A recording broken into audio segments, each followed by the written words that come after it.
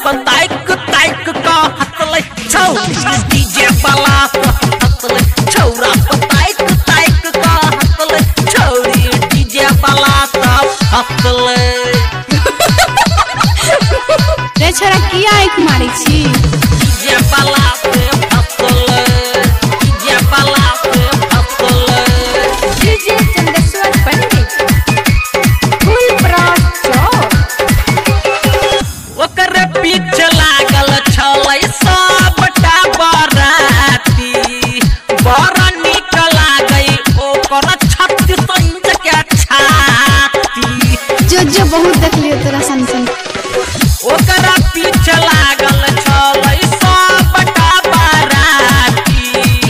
बड़ नीक लागै ओकर 36 इंच के छाती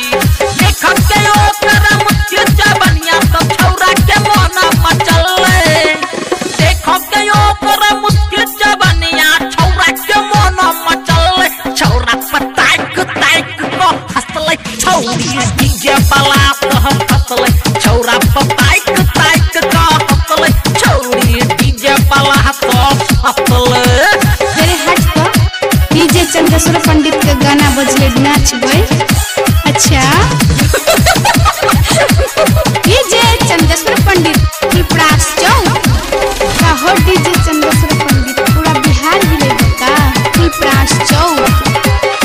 छौरी से कहे लगलै नीरज नीरा मोही तोरा बिना मन हमर लागै नै गै कहीं मुहे तोड़ देबो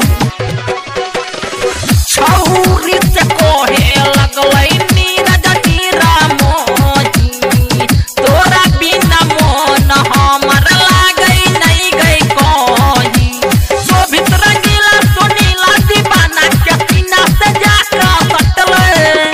बाकी चरसिया डीजे मुकेश जोगारी से जाकर सटलै छौरा पताइक ताइक का हंसलै छौरी डीजे वाला हंसलै छौरा पताइक ताइक का हंसलै छौरी डीजे वाला हंसलै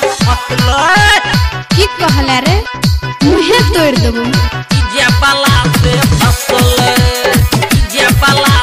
हंसलै बजरे खसा देबो डीजे चंदेश्वर पंडित फुल प्रास चौक तुम्हारे में मालक बेला गई बाबाल सब छौरा के नजर में बसलै